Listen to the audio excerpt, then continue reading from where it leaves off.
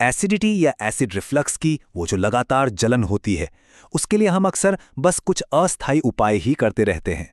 लेकिन अब वक्त है इन शॉर्ट टर्म फिक्स से आगे बढ़ने का।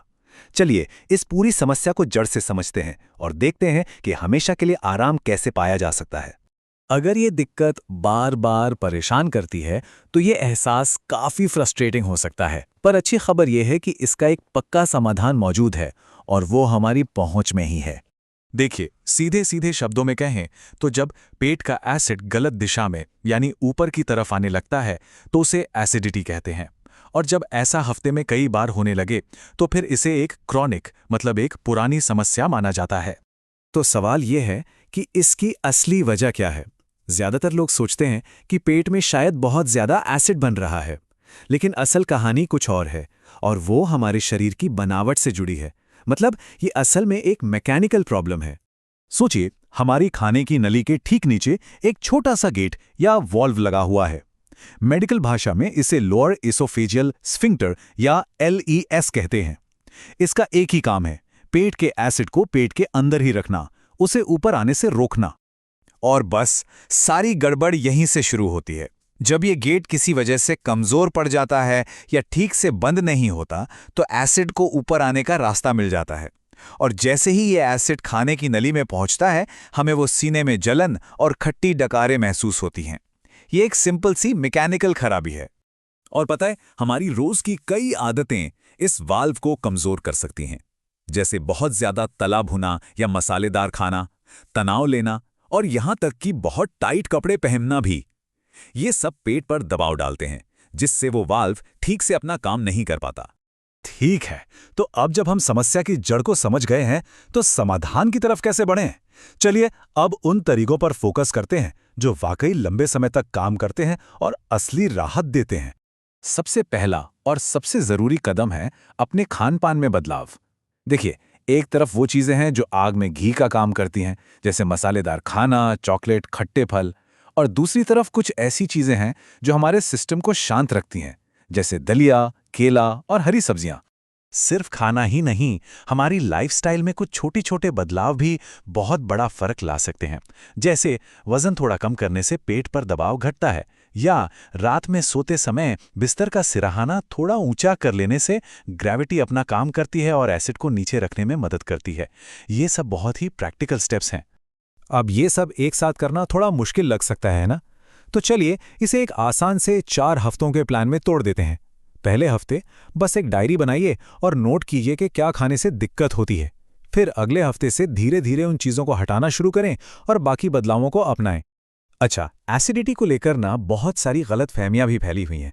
तो चलिए कुछ सबसे आम मिथकों की सच्चाई जानते हैं और ये समझते हैं कि असल में क्या काम करता है। ये शायद सबसे बड़ा मिथक है।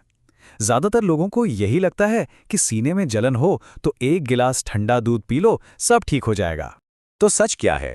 देखिए, दूध पीने से उस पल के लिए ठंडक और राहत जरूर महसूस होती है, लेकिन बाद में दूध में जो कैल्शियम और प्रोटीन होता है वो पेट को और भी ज्यादा एसिड बनाने के लिए उकसाता है। इसे रिबाउंड इफेक्ट कहते हैं, जो असल में समस्या को और बढ़ा सकता है।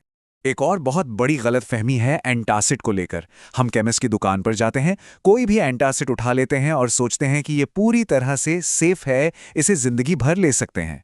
लेकिन सच ये है कि एंटासिड सिर्फ लक्षण को दबाते हैं, बीमारी की जड़ को ठीक नहीं करते। ये तो वैसा ही हुआ जैसे आग लगने का कारण ढूंढे बिना बस ऊपर ऊपर से पानी डाल देना। और इनका लगातार इस्तेमाल करने से हो सकता है कि कोई बड़ी अंदरूनी समस्या नजरअंदाज हो जाए। तो फिर सवाल ये उठता है कि डॉक्टर के पास कब जाना चाहिए? देखिए, लाइफस्टाइल में बदलाव बहुत असरदार होते हैं, लेकिन कुछ ऐसे संकेत भी हैं जिन्हें हमें कभी भी इग्नोर नहीं करना चाहिए। ये लिस्ट बहुत जरूरी है, इसे ध्यान से देखिए। अगर हफ्ते में 2 बार से ज्यादा सीने में जलन होती है या खाना निगलने में दिक्कत होती है तो ये एक संकेत है कि अब डॉक्टर से सलाह लेने का समय आ गया है। और ये सबसे जरूरी बात, अगर कभी भी उल्टी या स्टूल में खून दिखे तो इसमें बिल्कुल भी देर नहीं करनी है, फौरन डॉक्टर के पास जाना है। असल में अंदर क्या चल रहा है ये पूरी तरह से समझने के लिए एक्सपर्ट्स कभी-कभी एंडोस्कोपी या पीएच मॉनिटरिंग जैसे एडवांस्ड टेस्ट करते हैं।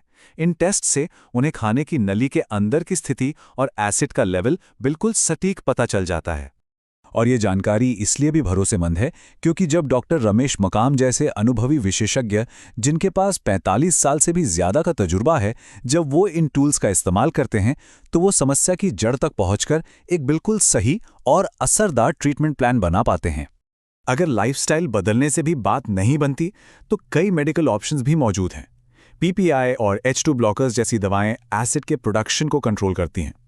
कुछ दवाएं उस कमज़ोर वाल्व को ही मजबूत करने का काम करती हैं और बहुत ही गंभीर मामलों में उस वाल्व को ठीक करने के लिए सर्जरी भी एक विकल्प हो सकता है। तो चलिए इस पूरी बातचीत की सबसे ज़रूरी बातों को फटाफट दोहरा लेते हैं। सबसे पहले असली वजह पर ध्यान दें, जो है वो कमज़ोर वाल्व। दूसरा, खाने पीने और लाइफस्टाइल में लगातार बदलाव करते रहें। तीसरा, सुनी सुनाई बातों या अस्थायी उपायों पर भरोसा ना करें। और चौथा, उन चेतावनी के संकेतों को पहचानें जब डॉक्टर के पास जाना ज़रूरी हो। और आखिर में ये सवाल अपने आप से पूछने लायक है। पूरी जिंदगी एक साथ बदलने की ज़रूरत नहीं है, बस वो एक छोटा सा बदलाव क्या हो सकता है जिसे आज से अभी से शुरू किया जा सकता है। शायद रात का खाना थोड़ा जल्दी खाना या अपनी शाम की चाय छोड़ना। याद रखिए, हमेशा के लिए राहत पाने का ये लंबा सफ़र एक छोटे से कदम से ही शुरू होता है।